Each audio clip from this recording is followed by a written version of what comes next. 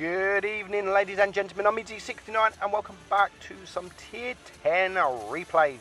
We have 3 replays for you today, all Tier 10 and all amazing replays. First up, we have the Chieftain. We have Waka Flaka. What a name. Waka Flaka in the Chieftain on Normandy map. And it is Supremacy.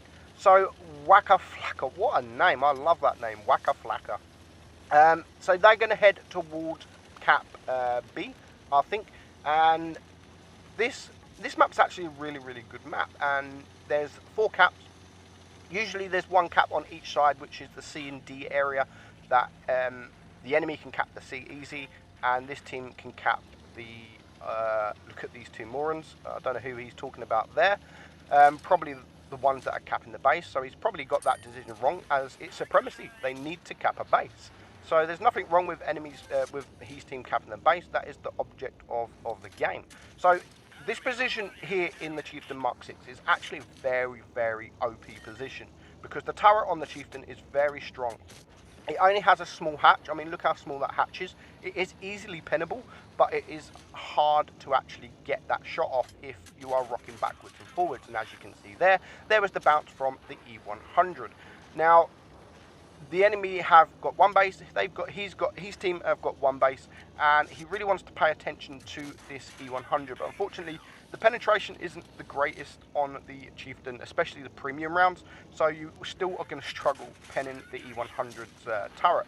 So 2 tanks down already, a minute and a half gone, 2 tanks down, and as you can see, there's about 4 or 5 tanks around this direction.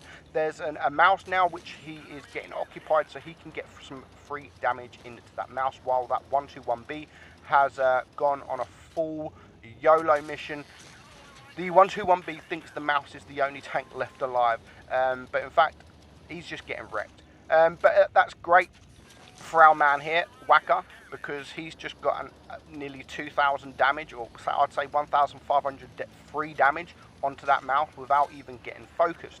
But at the minute, there is 4 against 5. There's still a lot of work to do, and he really needs to pay attention to this E100. Very dangerous target, very big gun, and as you can see, it's just knocked off 600 or so of his hit points. But he is on a long reload, but he can't stay out too long because of that VK 7201.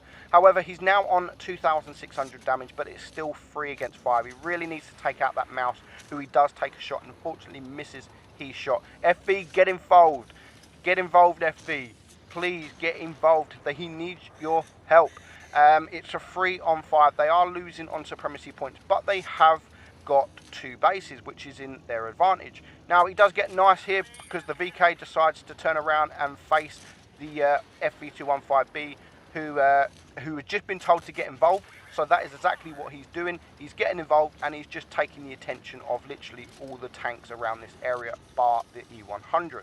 So that's great for Waka, because the E100 did turn to face the other heavy on his team, which is the E100 on his team, who does get a shot, bringing him down to a 1 shot for Waka Flaka to take the kill. So now they bring it down to a 3 on 3. The game is looking a lot better until the FV215B just gets absolutely ripped apart.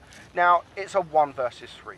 1 versus 3, and there's a lot of hit points to get through, and all 3 tanks have big alpha guns, so they only needs 1 shot each for Waka Flaka to be dead. So he needs to back up, and he needs to start using this turret, which is exactly what he is trying to do.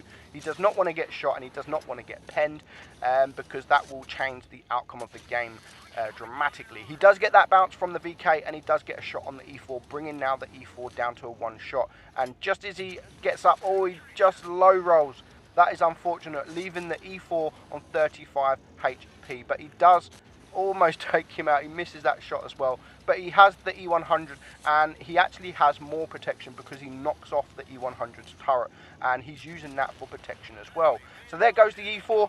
The Jaegeru is now coming behind. What a lovely troll bounce that was. That was a lucky bounce, but you got to take it. You got to take it. And now he is just going to go and try and get around the E100. They're winning on Supremacy points now, so he needs to hurry up and take this Jaegeru out before the VK comes. Another nice bounce. He doesn't bounce from the VK, however, but they are both on a long reload. He needs to take 2 shots on this and he brings the Jaegeru down to a one shot, and he is going to take him out, and he's actually going to use him for now for cover. So good choice to take that tank out, and now the VK is, even though he's a one shot to this VK, he needs to use that armor. What a lovely bounce, what a lovely miss shot, shall I say. And now he needs to take this advantage. He needs to get these 2 pens. He can shoot one more time before the VK reloads. Is he going to risk it? I don't think he is. He's going to wait, and he's probably going to wait. There we go, 1,000 supremacy points. There is no need to wait any longer. And he's going to poke out. He does die, just for the lulz. But it doesn't matter. Unfortunately, if I was him, I know he wanted the kill, but he's just cost himself a Kolobanov.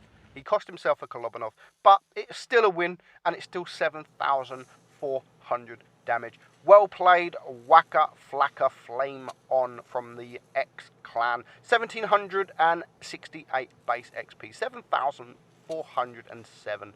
Nice battle indeed. Moving on, we next have an Object 263.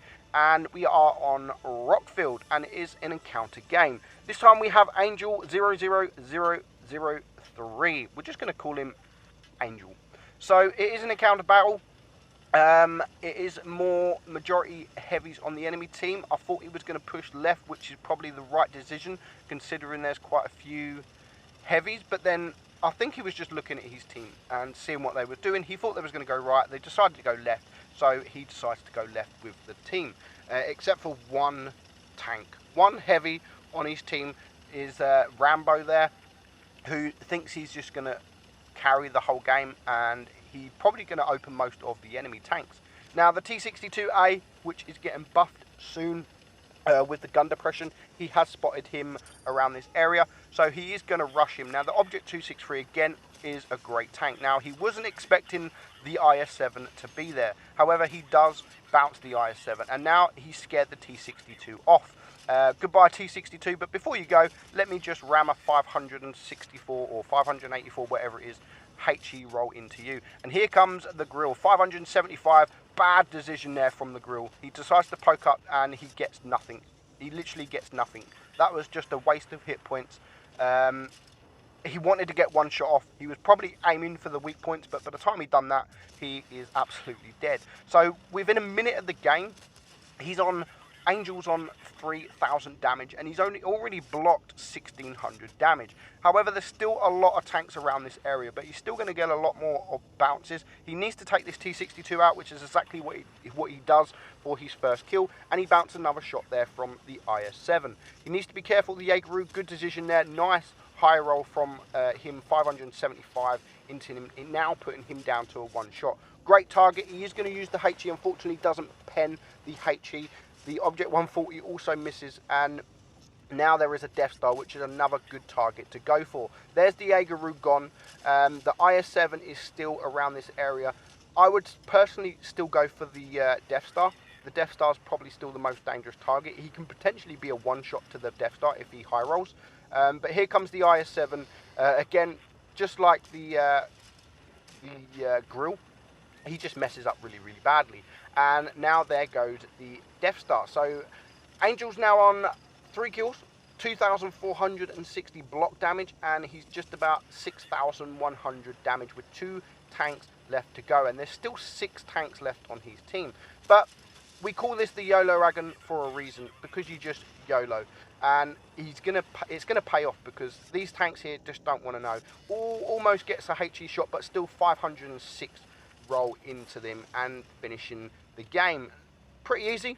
It made it pretty easy because the enemy 2,900 block damage, and he ends on 7,098. Unfortunately for him, that was only worthy of a second class. I do think this battle was when the Uprising event was, yes, it was, because 1,693 base XP is enough to ace any tank in the entire game. But because of the Uprising mode, and that's when this replay was done, it was impossible to ace a tank. So unfortunately for him, I hope he has already aced the tank, because that would have been unfortunate. Next up we have LE1P. I don't know how to pronounce it. Lep. We're just going to call him LE1P. and he's in the broken Foch. The Foch is absolutely amazing with the auto-loader.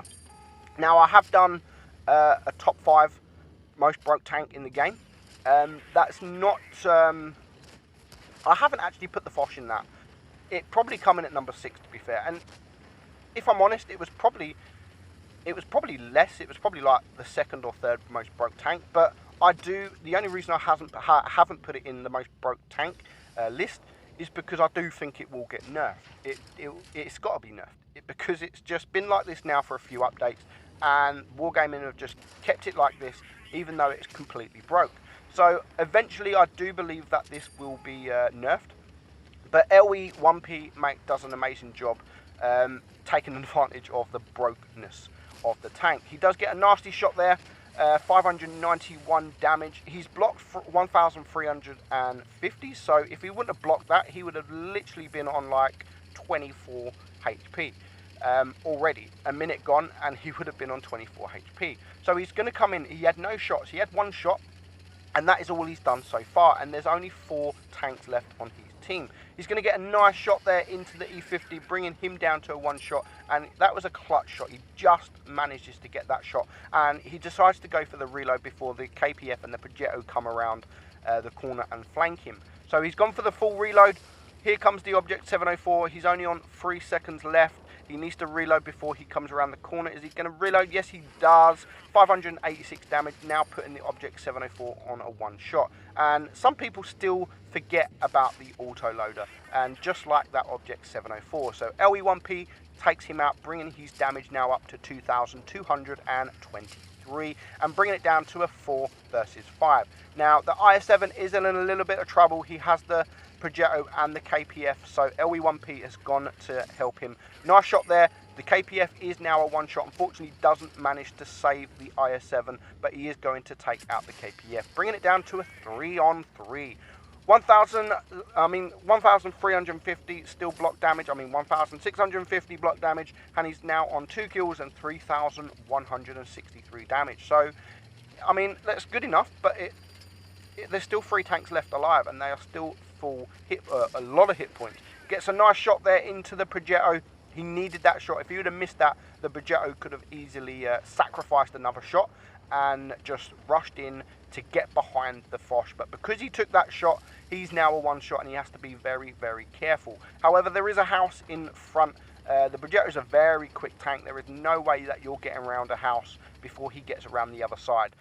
Even though this tank is very, very quick, he's going to wait. I love what LE1P does here. He's going to wait until he resets his camo. He's going to pretend to go one way. He's going to turn, and he does take out the Progetto. Very nice play. Very poor play there from the Progetto.